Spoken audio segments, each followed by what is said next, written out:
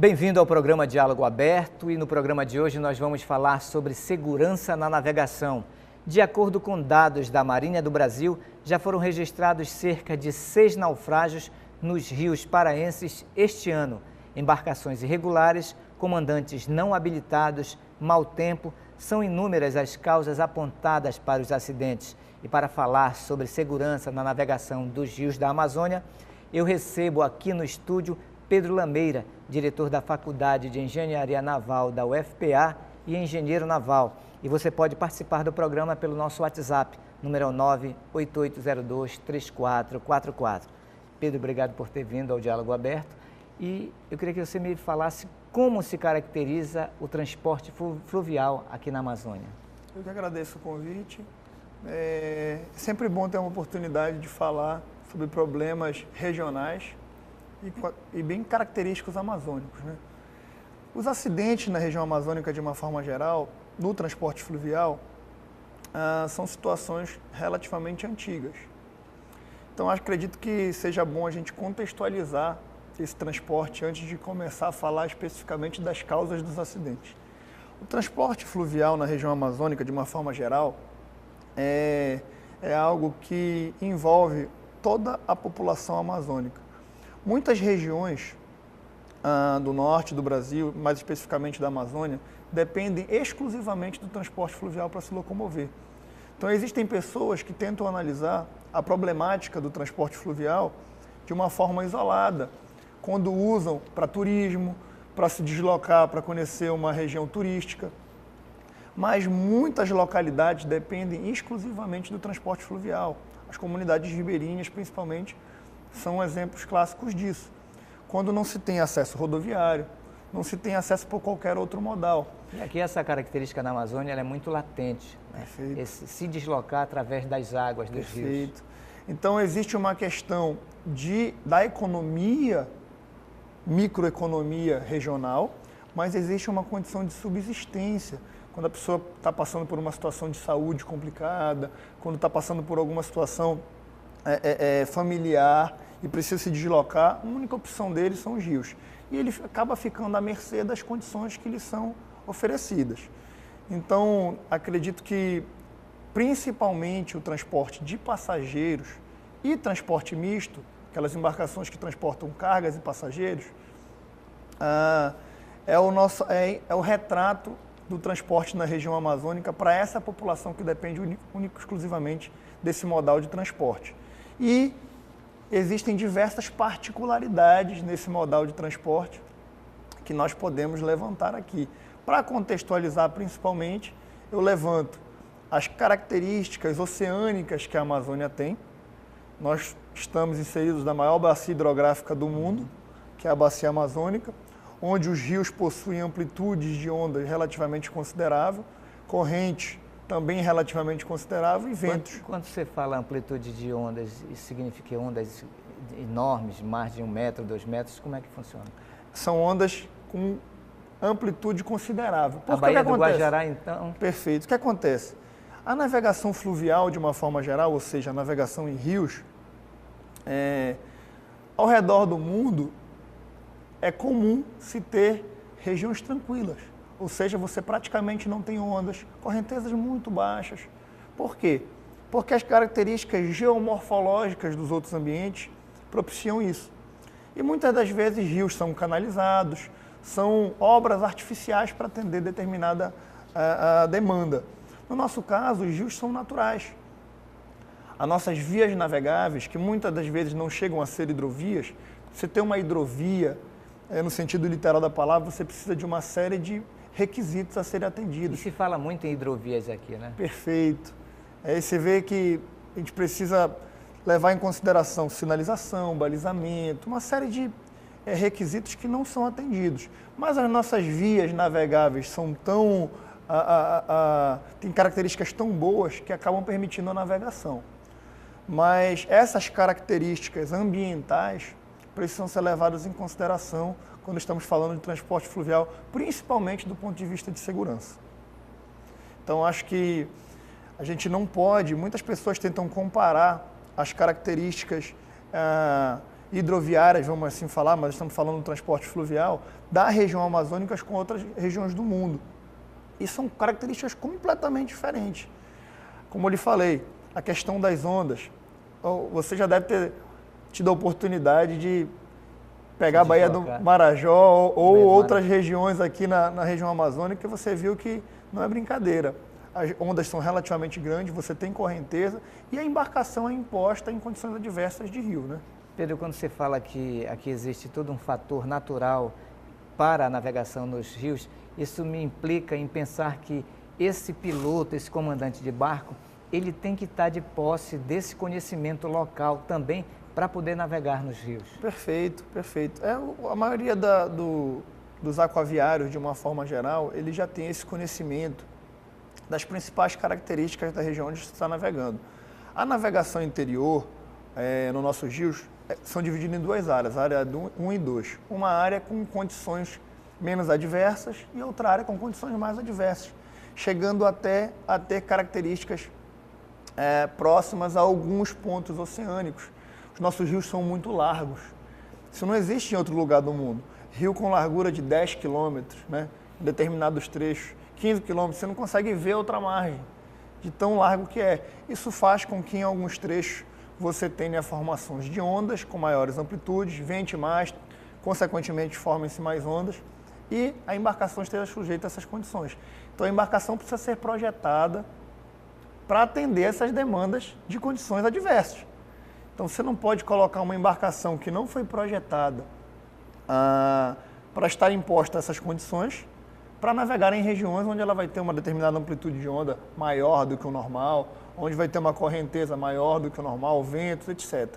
Então, existe primeiro as características ambientais que balizam o projeto para a embarcação ser segura, e segundo são as características operacionais, que é exatamente esse ponto que você colocou da tripulação, saber tanto as características do ambiente onde a embarcação está navegando, quanto do ponto de vista de carregamento e operacional de disposição de carga, pessoas, etc.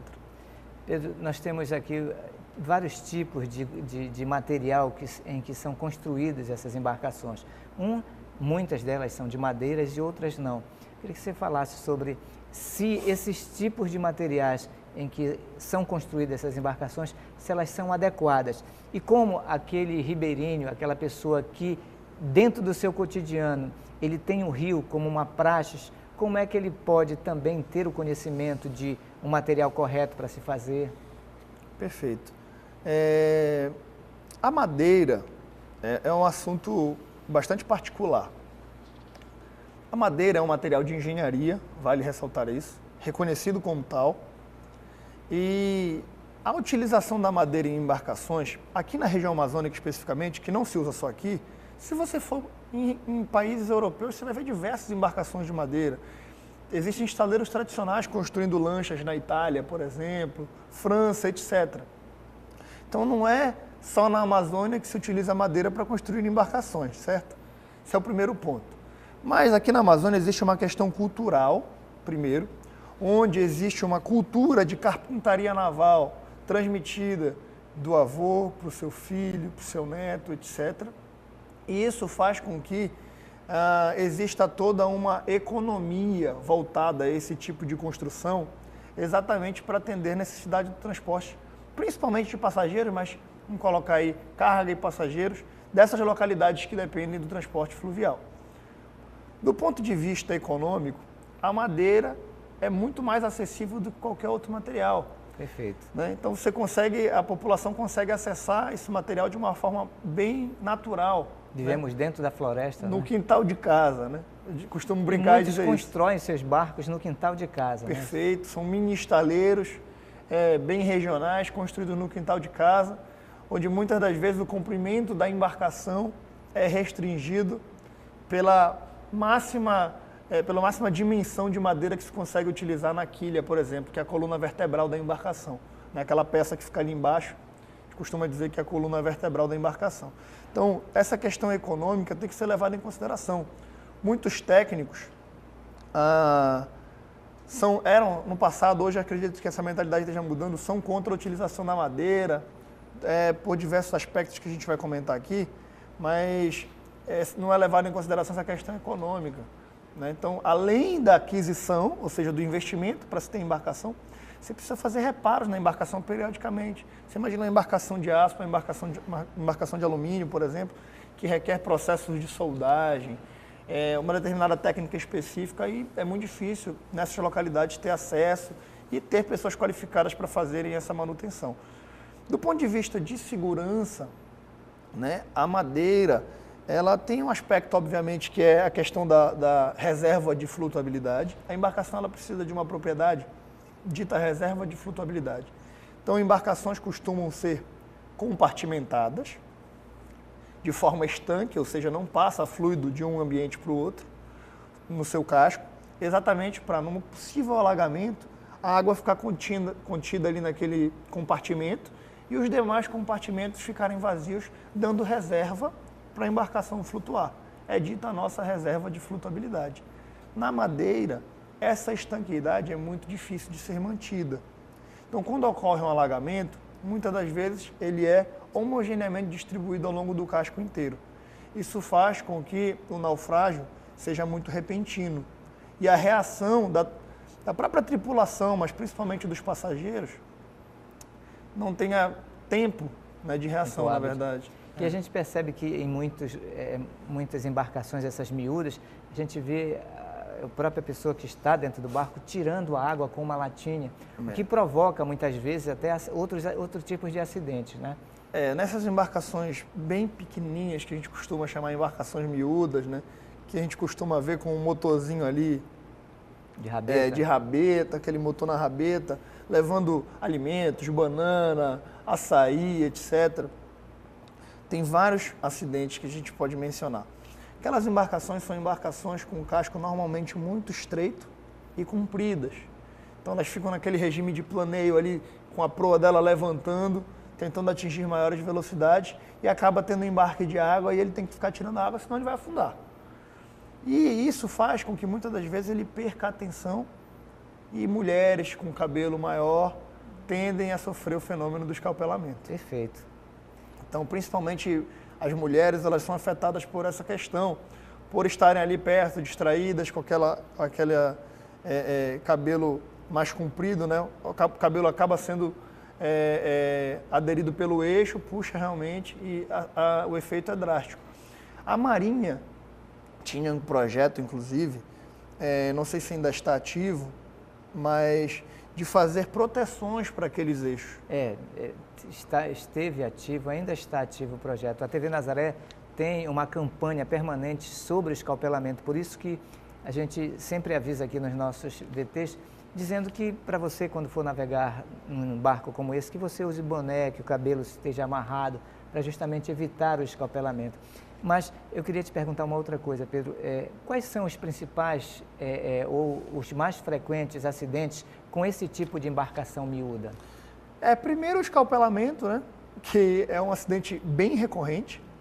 Quando eu disse que eu não sabia se ainda estava ativo, se ainda estão fabricando esses protetores. Porque a Marinha está com uma certa restrição de verba. Pode continuar. Eu não sei se eles ainda estão fabricando, mas realmente essa educação para a população é fundamental, para eles ficarem cientes dos problemas, que a gente pensa que nunca vai acontecer com a gente, né? A população também acontece isso. Pensa que navega há muito tempo, já está acostumado com aquela operação, pensa que aquilo não vai acontecer. Outros acidentes é realmente o embarque de água, a falta de estabilidade, pelo próprio casco da embarcação, não está propício a navegar em determinadas regiões, com muitas ondas, com vento, com correnteza e sobrecarregados. A embarcação acaba naufragando. A sorte é que, sorte entre aspas, né? Mas esse tipo de embarcação normalmente navega em regiões próximas à margem. Então são trechos curtos e próximos à margem, o que faz com que no caso do acidente, a população ainda consiga acessar a margem e se livrar do acidente, certo? Mas nesse tipo de embarcação pequena, a maioria dos casos são esses. Pedro, a gente falou agora dessas embarcações miúdas, mas aconteceram vários acidentes e a Marinha informa que 6 acidentes aconteceram e as causas, as previsões de causas foram as mais diversas. Falta de informação dos próprios passageiros, Outro, o transporte de cargas dentro da própria embarcação, o excesso de lotação, a falta de equipamentos. Queria que você conversasse, falasse para a gente sobre essas várias irregularidades que acontecem nessas embarcações. Perfeito. Primeiro, antes de falar dessa questão da causa, acho que vale a pena comentar que o transporte fluvial é muito seguro. Perfeito. Porque muitas pessoas estão comentando os motivos dos acidentes e preocupados com a segurança, obviamente, é salutar isso. Mas, estatisticamente, se nós formos analisar o número de acidentes do modal aquaviário, se comparar com o rodoviário, ou até mesmo outros modais, nós vamos ver que a nossa estatística é muito pequena. O trânsito, enfim, então, não? Perfeito. Trânsito urbano. Urbano. E nas nossas estradas também. Se você for ver, os acidentes com fatalidade são altíssimos. O problema é que uma embarcação leva muito mais de uma pessoa, por exemplo, que é o caso de um caminhão, que só vai o motorista de caminhão, ou um carro que leva no máximo 5 pessoas, se não for um veículo maior. Então, quando acontece acidente, as vítimas afetadas acabam sendo um número relativamente maior. Mas, estatisticamente, nós somos um transporte muito seguro, transporte fluvial, né? Transporte aquaviário de uma forma geral. Mas, sobre a causa dos acidentes, a gente pode mencionar o seguinte aspecto. Primeiro, é que muitos acidentes tiveram natureza, ou seja, motivo, distinto. E é difícil correlacionar. Muitas pessoas querem correlacionar os acidentes como se fossem praticamente o mesmo motivo ou a recorrência fosse igual. Cada um tem sua característica bem peculiar. Perfeito. Recentemente tivemos um acidente com uma embarcação de carga, um comboio fluvial, um empurrador barcaça, batendo num navio, numa manobra. Outros acidentes com embarcações de passageiros. A gente pode aqui citar pontualmente alguns deles. O último mais trágico aqui na região foi exatamente aquele acidente na região do Xingu, né? A embarcação estava seguindo de Santarém para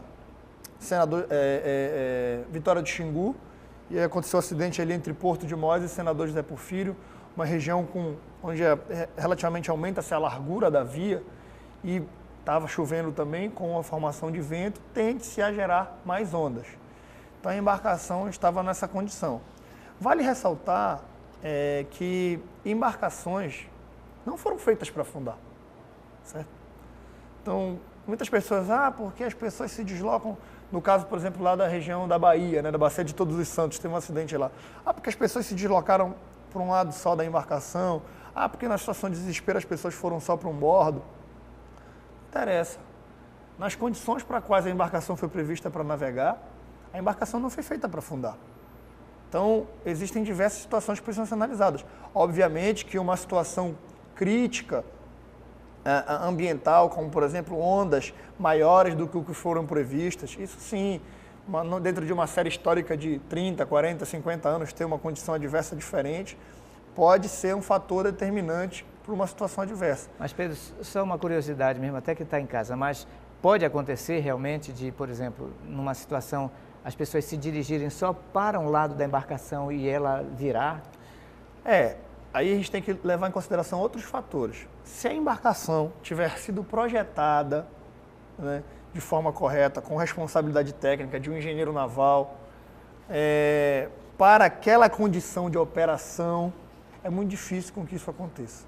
Perfeito. Mas o que acontece é que, repito, numa condição adversa de rio, diferente da qual aquela foi projetada, ou seja, ela foi estimada para trabalhar numa região com determinada amplitude de onda. E por ocasião do destino, a gente não controla a natureza, essa amplitude de onda triplicou. Infelizmente, você não tem como controlar. Isso realmente é um acidente, uma fatalidade. Como foi o caso, por exemplo, se a gente fazer uma analogia bem direta, no Japão, né? Aquele último tsunami que teve no Japão. O Japão ele tinha uma série de barreiras para conter ondas até uma determinada amplitude. Estudou-se uma série histórica dos últimos 30 ou 40 anos. E a onda tinha uma amplitude de X metros. Veio um tsunami com 3 vezes X, quebrou todas as barreiras, o tsunami ainda afetou. Não estavam preparados. Exatamente. Isso é uma situação pontual, é realmente um acidente, né? As causas dos acidentes ainda não foram apuradas de forma definitiva. Então é difícil da gente comentar exatamente o que ocasionou o acidente. Mas, no caso aqui da região do acidente do Xingu, que é na nossa região amazônica, eu ressalto alguns fatores que devem ser tidos como lição para nós, né, população amazônica, e principalmente para quem costuma usar esse modal de transporte, que é ficar atento para a lotação de passageiros da embarcação. Hiperlotação é um problema recorrente no nosso transporte, né? Você vê uma coisa, a gente fala agora da embarcação que está no foco dos holofotes pelos últimos acidentes, mas quantas vezes nós não já trafegamos nas nossas ruas e vimos um ônibus lotado e uma pessoa tentando acessar ele mesmo assim, ficando pendurado para o lado de fora. Muitas vezes. Não? E o motorista é obrigado a deixar a porta aberta para aquela pessoa não ser esmagada pela porta. Então ele fica ali pendurado para o lado de fora. Então repara, é um problema recorrente no transporte de uma forma geral, não é só no transporte fluvial. Então a população precisa ter essa educação e é nosso papel como técnico, até mesmo como universidade, passar essa instrução. E aqui eu lhe agradeço pela oportunidade de estar falando sobre esse tema, exatamente para instruir a população, para estar atento sobre a lotação. Toda embarcação de passageiros, quando você entra na embarcação, tem lá a capacidade máxima de lotação. Alguns no próprio convés principal, outros em regiões pontuais.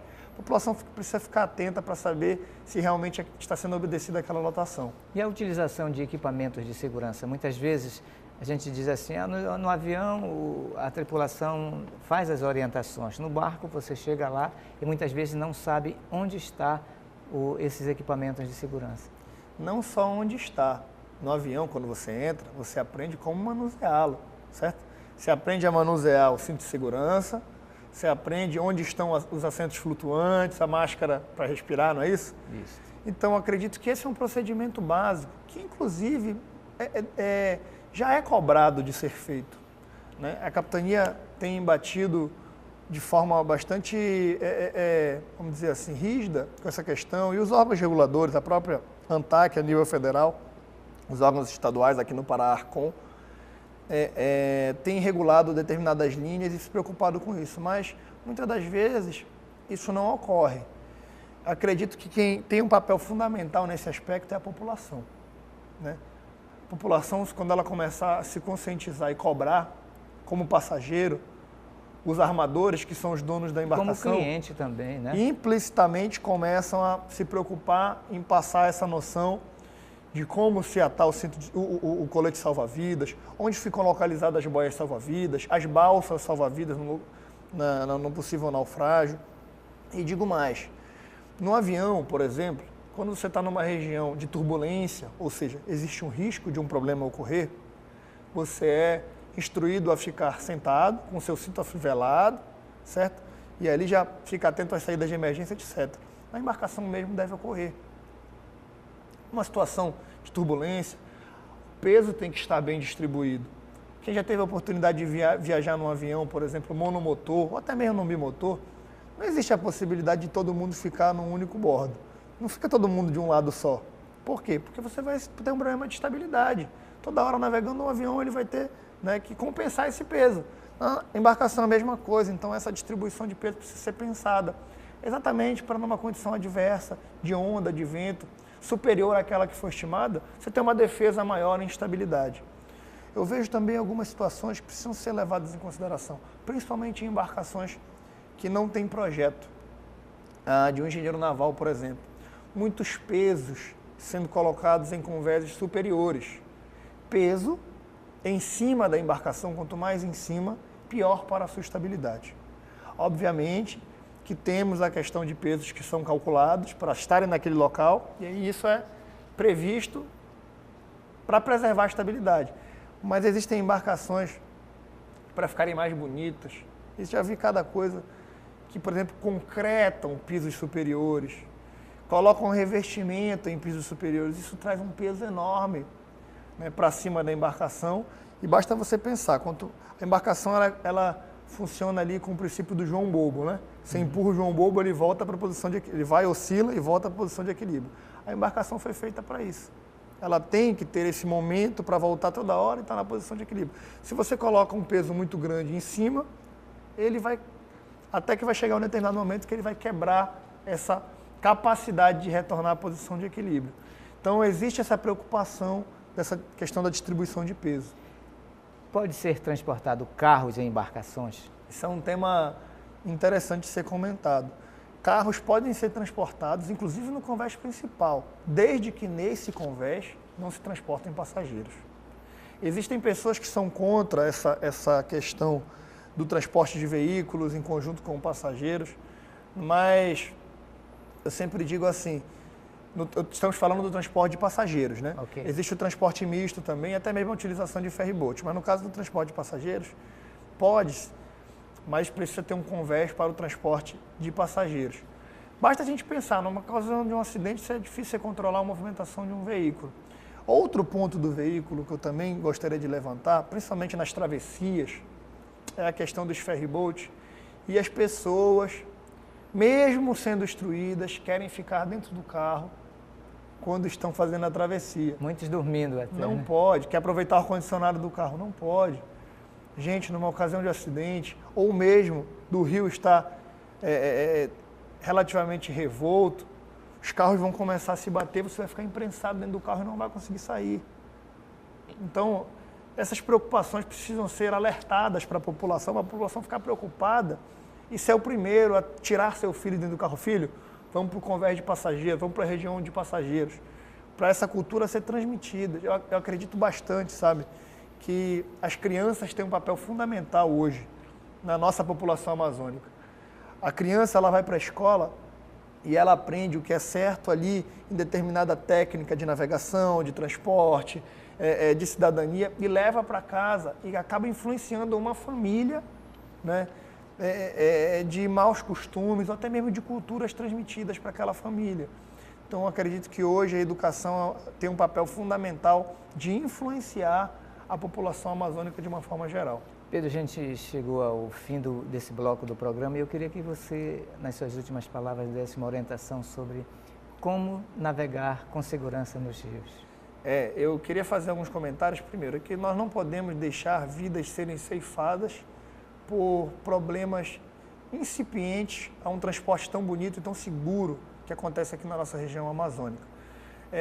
Eu diria que é fundamental que as embarcações possuam um projeto com responsabilidade técnica e que as restrições impostas pelo engenheiro naval responsável ou pelos engenheiros responsáveis sejam obedecidas. Ou seja, a tripulação precisa de instrução, a população precisa de instrução para obedecer às restrições que aquela embarcação possui. Toda embarcação é feita para navegar em determinada rota, com restrições operacionais, isso precisa ser obedecido. Se as restrições operacionais da via forem obedecidas, se as restrições de projeto forem obedecidas, é muito difícil que um acidente ocorra. Então eu queria deixar aqui o meu alerta para a população, para os armadores e para toda a comunidade envolvida, dizer que fiscalização existe, mas que é necessário melhorar nossa infraestrutura portuária, nossa infraestrutura hidroviária, tanto para deixar o nosso transporte mais seguro, quanto para facilitar o papel da fiscalização. Obrigado, Pedro, pelas suas informações.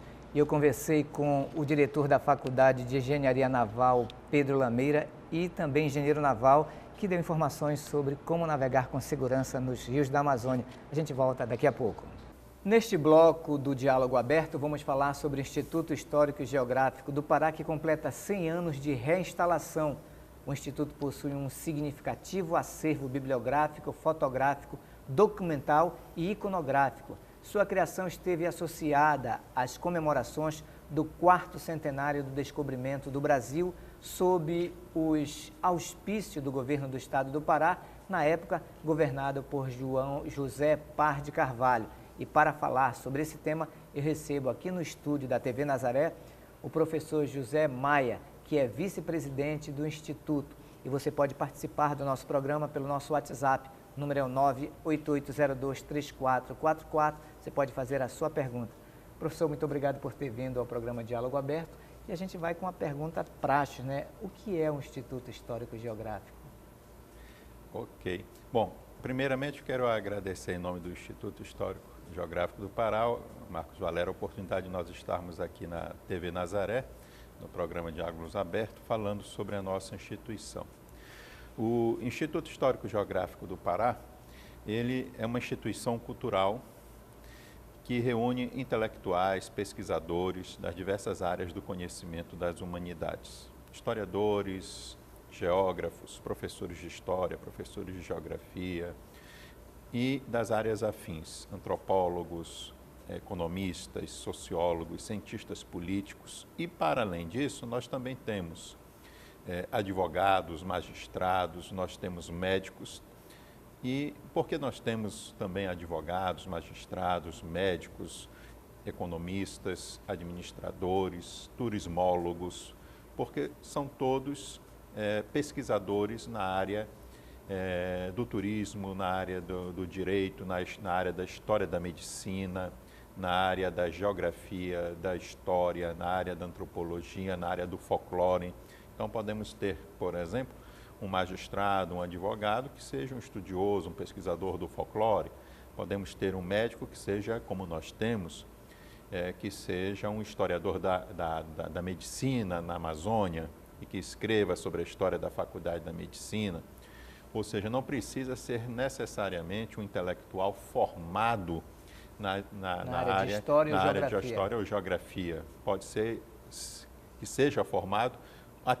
Temos até mesmo sócios no Instituto que não têm o diploma universitário, não chegaram a fazer uma universidade, não chegaram a ter uma formação acadêmica como pesquisador, mas que fazem parte da nossa instituição e colaboram muito como pesquisador, porque de fato escrevem a história do seu município, escrevem a história da região amazônica, escrevem a história de determinado aspecto da nossa sociedade. Ou seja, é um historiador que não tem uma formação acadêmica, mas que tem publicado seus trabalhos, publicado as suas pesquisas, escrito, divulgado junto aos estudantes. Então, não é necessário você ter uma formação acadêmica para estar no Instituto Histórico e Geográfico do Pará. Não é necessário você ter um mestrado, um doutorado, embora a grande maioria dos sócios do Instituto tenham mestrado e doutorado. Não é necessário você ter uma carreira acadêmica universitária, embora uma boa parte dos sócios do Instituto hoje sejam vinculados às universidades e tenham uma carreira acadêmica, sejam professores do ensino superior. Mas não são todos. Então, por quê? Porque o Instituto Histórico não exige deste intelectual que quer ser membro do Instituto Histórico que ele seja de uma universidade, que ele tenha uma pós-graduação. O que exige é que ele seja uma pessoa reconhecida, que tenha notório conhecimento. Notório conhecimento e que seja de fato um pesquisador, que tenha conhecimento da geografia, que tenha conhecimento da história, que seja um pesquisador, que publique a respeito, que faça pesquisa, que divulgue esse conhecimento. Neste sentido, ele pode ser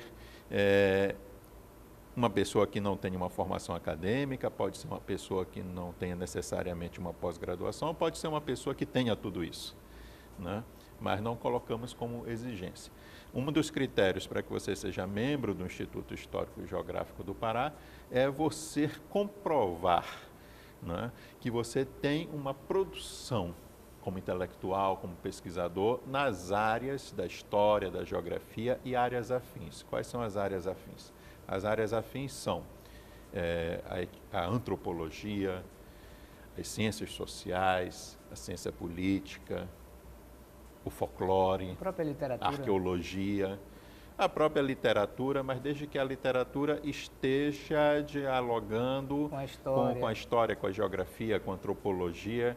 Temos, portanto, alguns dos nossos sócios que são literatos, são membros, inclusive, da Academia Paraense de Letras, né? E são, portanto, membros do Instituto, mas que dialogam na sua produção literária com a história e a geografia. Até porque, não sei se você recorda agora, mas recentemente quem recebeu o Prêmio Machado de Assis da Academia Brasileira de Letras foi um historiador, João José Reis, da Universidade Federal da Bahia. João José Reis não é um literato no sentido de escrever poesia, de escrever conto, crônica ou romances. Ele não faz uma literatura ficcional. Toda a literatura que ele produziu foi produto de pesquisa, foi como historiador. E é justamente essa literatura que ele produziu como historiador que foi premiada pela Academia Brasileira de Letras, que também tem outros historiadores e cientistas sociais, como José Murilo de Carvalho, entre seus membros. Porque quem escreve história faz literatura, quem escreve geografia faz literatura, quem escreve antropologia, etnografia, folclore, pesquisa, está fazendo, de certa forma, literatura. E a literatura pode ser um instrumento de entendimento da própria história. Né? Exatamente, com toda certeza. E temos ganhado muito no Instituto, temos ganho muito no Instituto em função de termos hoje sócios no Instituto que trazem essa contribuição da literatura para o Instituto Histórico. Então, nós temos um ganho significativo aí. Então, o Instituto Histórico, ele reúne essa diversidade de intelectuais, né, que tem essa trajetória em comum. Pensar a região, pesquisar sobre a região no campo da história, da geografia e nas áreas afins.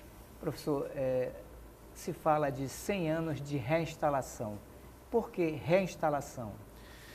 O Instituto Histórico e Geográfico do Pará, ele pela primeira vez é fundado em 3 de maio de 1900. Por que 3 de maio?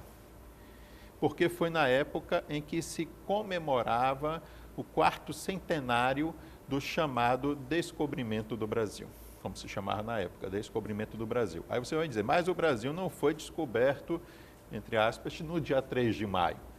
Né? Nós sabemos disso.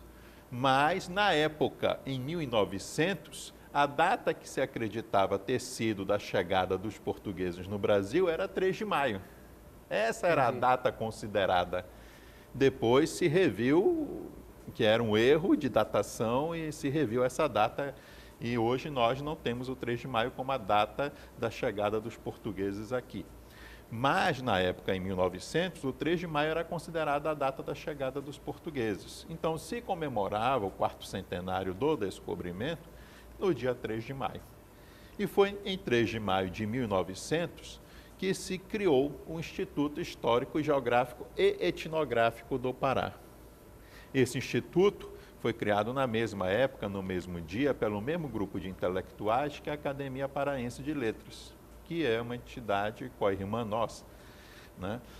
Então, neste sentido, o Instituto, criado em 3 de maio de 1900, que chegou, inclusive, a lançar 3 números da sua revista, depois de algum tempo, ele desestrutura. Passado alguns anos, ele volta a ser recriado, ele volta a ser fundado novamente. Ele para as suas atividades, na verdade. Deixa de existir, para as suas atividades, e aí ele volta, ele vai ser recriado em 6 de março de 1917. E aí você pergunta, por que em 6 de março de 1917? Um ano antes, em 1916, para ele surgir em 6 de março de 1917, houve todo um preparativo, houve todo um movimento que se inicia no ano anterior, em 1916. E o que havia de tão importante em 1916? Era o tricentenário da fundação de Belém do Pará. Perfeito. Né? Belém, em 1916, comemorava 300 anos de fundação. Em meio às comemorações dos 300 anos de fundação de Belém, surgiu a ideia de se refundar um Instituto Histórico, de se recriar, de se reinstalar o Instituto Histórico Geográfico do Pará. E começou esse movimento, né? Começou esse movimento e culminou em 6 de março de 1917 com a instalação solene desse instituto, que passou a existir novamente. Por que o 6 de março? Porque se aproveitou uma efeméride, que foi o centenário da Revolução Pernambucana de 1817. A Revolução Pernambucana de 1817, a 6 de março de 1917, fazia 100 anos. Aí você pergunta, o que nós aqui no Pará temos a ver com Pernambuco, com a Revolução Pernambucana? Perfeito. Ora, parece estar distante, mas não. Quando acontece a Revolução Pernambucana em 1817, ela tem um espraiamento pelo Norte e Nordeste. E aqui há adesão Existe um movimento de adesão à Revolução Pernambucana de 1817, que naquele momento queria a independência de parte do Brasil do domínio português, da corte portuguesa que estava no Rio de Janeiro, né? Então, neste sentido, não era algo assim, digamos, desconexo, sem nenhuma ligação, né? Tinha uma razão de ser. E é por isso que em 6 de março de 1917 nós temos, né, comemorando a efeméride da Revolução Pernambucana, o centenário, e no rastro dos 300 anos da fundação de Belém, comemorado no ano anterior, nós temos a recriação, melhor dizendo, do Instituto Histórico e Geográfico do Pará. Ele foi recriado em 6 de março de 1917 com um nome abreviado. Ele não era mais Instituto Histórico, Geográfico e Etnográfico do Pará. Ele passou a ser Instituto Histórico e Geográfico do Pará. Ainda que a etnografia continuasse sendo uma das suas áreas de interesse. Professor, o senhor falou de um movimento para a reinstalação. Quem eram esses intelectuais que, em 1916, já pensavam nessa reinstalação? Havia várias gerações de intelectuais. Quando eu digo que havia várias gerações, nós temos os intelectuais que participaram da primeira fundação e que vão estar participando da segunda fundação e fazendo essa conexão entre o primeiro e o segundo instituto e a reinstalação do instituto. Então, nós temos aí essa geração que participou do primeiro e vai participar do segundo. Nós temos uma geração mais nova que está começando a despontar nas primeiras décadas do século XX, né, e que não participou, portanto, da primeira fundação, mas da reinstalação. Então, nós temos aí pelo menos duas gerações de intelectuais. Nós temos, por exemplo, o Dr. Inácio Moura, um engenheiro, mas que era um historiador também, era um professor de geografia, de história. O Inácio Moura, ele foi, inclusive, o presidente do Instituto Histórico e Geográfico do Pará, quando foi reinstalado em 1917, e que vem de antes, né? Então, ele era um desses sujeitos importantes, um desses intelectuais importantes. Nós temos o Américo Santa Rosa também, que também é engenheiro, que também vai participar da recriação do Instituto Histórico e Geográfico do Pará, trabalhando na área da geografia. Nós temos também o próprio Lauro Sodré, na época, né, político, governador do estado. Antônio Lemos? Né? Antônio Lemos não, Antônio Lemos já estava nesse momento falecido, se não me falha a memória, né? Mas ele participa da primeira fundação. Mas o Lauro Sodré participa, inclusive o Lauro Sodré, quando da reinstalação do Instituto Histórico e Geográfico do Pará, ele vai ser durante muitos anos o presidente de honra do Instituto. Então, o Instituto ele pode compreender aí algumas fases ao longo da sua história. E ao longo dessas fases de sua história, nós tivemos intelectuais importantes, nós tivemos personalidades políticas importantes, tomando parte do Instituto, ajudando o Instituto ao longo desse período. A primeira fase é da sua fundação em 3 de maio de 1900, que une os intelectuais e as personagens políticas daquele momento. Um historiador do início do século XX, muito importante, Arthur Viana, por exemplo, participou da criação do Instituto ao lado do barão de Guajará, Domingos Antônio Raiol. Na segunda fase, iniciada em 1917, com a reinstalação do Instituto, que hoje completa 100 anos de reinstalação, nós temos o Lauro Sodré, nós temos o Inácio Moura, nós temos o Santa Rosa, entre outros. E a partir da década de 30, nós podemos dizer que nós iniciamos uma terceira fase no Instituto. Já durante o período do Estado Novo, já durante o período das intervenções no governo do general Magalhães Barata. Magalhães Barata, quando interventor federal no Pará, durante o período do Vargas, de 30 a 45, ele teve 2 momentos como interventor, ele foi muito importante na história do Instituto.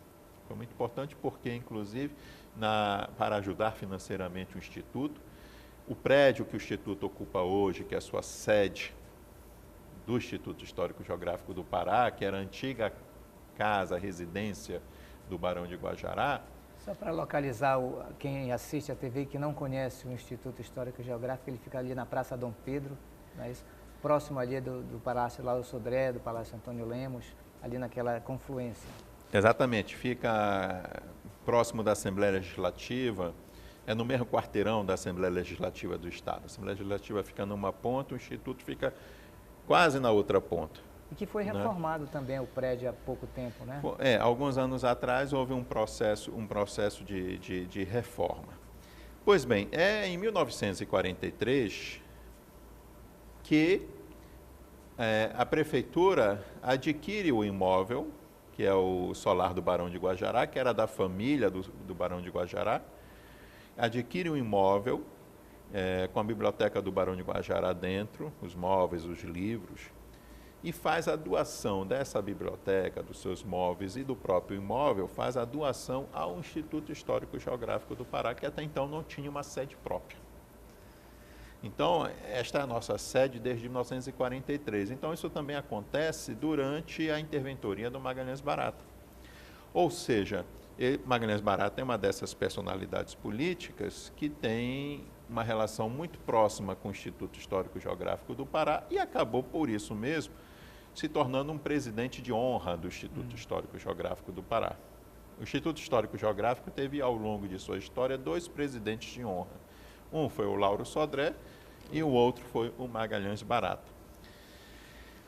E essa é a terceira fase. Os anos 30 é uma fase importante, por quê? Porque é quando, ao lado dos estudos de História e Geografia, a revista do Instituto Histórico começa a publicar também muitos trabalhos de antropologia, de folclore, né? E depois nós temos uma quarta fase, né, que é na década de 1960, quando o historiador Ernesto Cruz, que foi diretor do Arquivo Público durante muitos anos, né, e que escreveu obras importantes sobre a história de Belém, a história do Pará. Quando o historiador Ernesto Cruz, ele vai se tornar, durante vários anos, presidente do Instituto Histórico Geográfico do Pará. Então, nesta quarta fase, é que são criadas 40 cadeiras. Antes não existiam as 40 cadeiras, o número de sócios era ilimitado. E são criadas 40 cadeiras, cada um com um patrono, e é feita uma série de mudanças importantes. Então, é uma quarta fase, né, que se estende. E depois nós temos aí a fase mais recente, que é de 2011 para cá, que é quando nós ampliamos o número de cadeiras de 40 para 70, e nesse período também, o Instituto Histórico já havia, digamos assim, democratizado a forma de ingresso no Instituto. Até então, até o final dos anos 90, de 1990, para ser sócio no Instituto, você precisava ter vaga no Instituto e a sua candidatura ser abonada por 3 sócios. Ou seja, teria que ter o consentimento de um dos sócios para que você não, pudesse... de 3. De 3, para poder ingressar. A sua ficha, além de ter a vaga, para que você pudesse se candidatar, você só poderia se candidatar se você fosse proposto como candidato por 3 sócios que abonassem a sua ficha de inscrição. E é eletivo? E aí havia uma comissão de admissão de sócios que iria dar o seu parecer e depois submeter o seu nome em eleição secreta na Assembleia Geral. Mas se você não tivesse 3 sócios do Instituto, né, abonando sua candidatura, você não. Eu, quando fui eleito, ainda fui eleito nesse antigo sistema. Uhum. Eu tive a oportunidade de ter 3 sócios me indicando para o Instituto Histórico. Posteriormente, nós mudamos essa regra. E a gente fala que houve não que não houvesse eleição antes na Assembleia Geral, mas nós abrimos mais. Por quê? Porque agora, havendo a vaga, nós publicamos o edital E qualquer pessoa que se ache no direito poderá se inscrever. Não precisa ter a sua inscrição abonada por ninguém. Mas ele tem que ser eleito. Mas ele vai passar pela comissão de admissão de sócios, que vai verificar se a candidatura está de acordo com nossos estatutos. Estando de acordo, vai levar o nome dele à Assembleia Geral, que poderá aprovar ou não. É uma eleição, passa sempre pela eleição. Você não pode se tornar sócio do Instituto Histórico e Geográfico sem ser eleito em eleição secreta, né, realizada em Assembleia Geral dos Sócios, chamada unicamente, exclusivamente para esse fim. Professor, a gente falou muito da questão histórica do Instituto e vamos agora tentar falar sobre ele enquanto guardião da memória, ele enquanto disseminador de conhecimento e quanto espaço para pesquisa. Correto. Desde a sua fundação, o Instituto Histórico prevê nos seus estatutos que ele deve ter uma biblioteca, um museu e um arquivo. Nosso instituto hoje tem um acervo documental que não é quantitativamente grande, mas é qualitativamente rico. O nosso acervo documental, por exemplo, reúne documentos que são únicos. As atas das sessões da Câmara Municipal de Belém, do final do século XVIII até o final do século XIX, abrangendo o final do período da colônia, o período do Império e o início do período da República. Então, as atas das sessões da Câmara, os livros de ofício da Câmara Municipal, correspondências expedidas para autoridades, correspondências recebidas de outros. Ou seja, essa documentação da Câmara Municipal de Belém, ela é importantíssima para a história da cidade. Durante muito tempo foi considerada como uma documentação perdida e estava guardada no Instituto Histórico que nós organizamos. Que bom, né? Temos também, em quantidade bem menor, documentos de outras câmaras municipais do interior paraense. Temos lá também a documentação dos registros de sepultamento do Cemitério da Soledade. O Cemitério da Soledade, que passou a existir em 1850 e terminou em 1881, quando começa o Cemitério de Santa Isabel a funcionar. Então, essa série de livros de sepultamentos do Cemitério da Soledade, a série quase completa, em bom estado de conservação, nós temos no Instituto Histórico e Geográfico. É uma outra fonte importantíssima para estudar vários temas, seja a história da doença, da morte, da saúde, a história dos sujeitos que lá foram enterrados, a própria história da cidade, ou seja, é uma documentação importante. Você falava há pouco do intendente Antônio Lemos. Antônio Lemos foi importante, até hoje é lembrado, se fala muito do Antônio Lemos como intendente, que na época era o prefeito da cidade de Belém. Ele foi durante mais de 10 anos prefeito de Belém, na época se chamava intendente. E em 1912 ele cai, né? E é expulso inclusive de Belém. E o Palma Muniz, que foi um engenheiro e que trabalhou como engenheiro, fez várias obras públicas como engenheiro, mas ele também se destacou muito como historiador. Escreveu muito sobre história Palma Muniz e foi inclusive do Instituto Histórico e Geográfico, Palma Muniz. E o Palma Muniz, como historiador, apesar da sua formação em engenheiro, ele atuou como historiador, ele reuniu uma grande quantidade de documentos. E tinha também uma biblioteca respeitável, né? Esses documentos que ele reúne foram doados para o Instituto Histórico. E entre esses documentos existe a coleção de panfletos políticos que nós chamamos de coleção Palma Muniz. Quando você participa daqueles atos políticos e distribui aqueles panfletos na rua, que você pega e joga fora, né? Lê, joga fora, não guarda. Ele guardava. Quando em 1912 houve um movimento para a derrubada do Antônio Lemos, todos aqueles panfletos antilemistas que circulavam na cidade de Belém, ele guardou. E hoje são documentos raros, únicos, estão no Instituto Histórico, na coleção de panfletos Paulo Muniz. Isso para fazer a história política do Pará, da República no Pará, é importantíssimo. Ou seja, nós temos aí uma documentação muito significativa que está à disposição do pesquisador, né?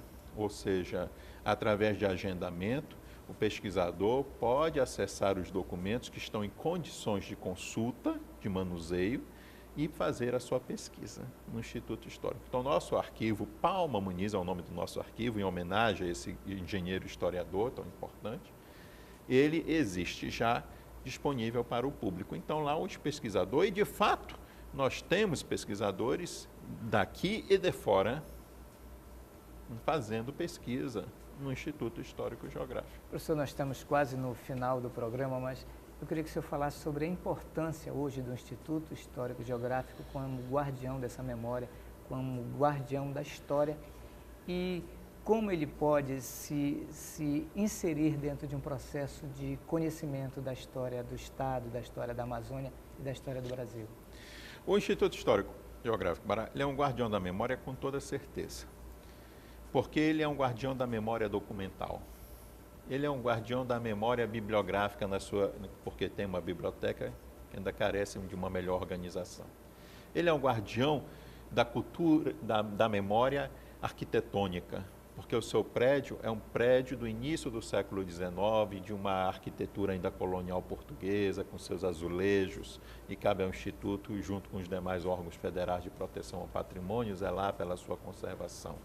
Então, ele é um guardião da memória arquitetônica. Ele é um guardião da memória da cultura material, das pinturas que ele tem no seu acervo. Então, isso também faz parte dessa memória. E, para além disso, o próprio conhecimento que os sócios do Instituto Histórico produzem e, inclusive, publicam, divulgam na revista do Instituto Histórico, também se torna parte desse guardião da memória. Então, pensar o Instituto como guardião da memória é algo realmente muito importante para nós. Tanto que na gestão que iniciamos ainda esse ano, quando a professora Anaísa Bergolina, que é nossa presidente, foi reconduzida, a nossa gestão se chama, tem memória no nome da gestão, né? Saber em memória. Porque nós temos o saber e a memória juntas como pilares do nosso Instituto Histórico e Geográfico do Pará.